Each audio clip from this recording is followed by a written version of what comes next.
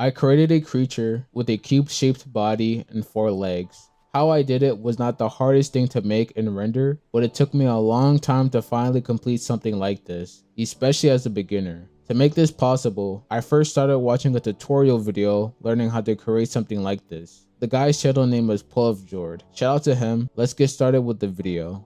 To create this creature, I began by adding a plane, which I then used to shape a rectangle. I sculpted, extruded, and scaled this rectangle to form the creature's leg.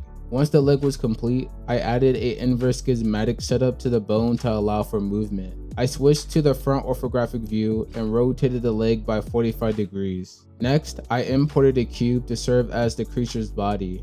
I created a motion path so that when the leg moves, it stays in sync and doesn't appear erratic.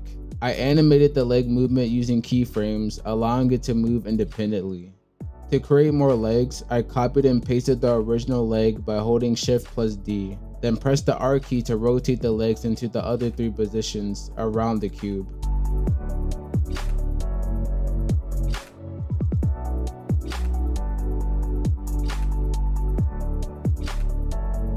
Now, I have 4 moving legs. I added a sphere with lines around it to act as a direction controller, which will copy the rotation of the creature's movement. To introduce a random motion to the creature, I adjusted various movement settings. I also imported an empty cube to simulate forward motion along the x-axis. I initially struggled for a few minutes trying to replicate what Polyjord had done with the empty cube, but instead of giving up, I decided to adopt my approach by connecting the creature's movement to the empty cube, causing it to move in a circular path while still appearing to move forward.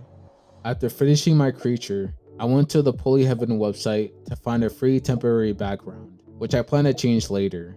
I then adjusted the camera in Blender to achieve a good view for my animation and rendered it to later edit using Blender's built-in software. But that plan changed. I struggled for about 2 to 3 hours trying to figure out how to convert my animation into a video file.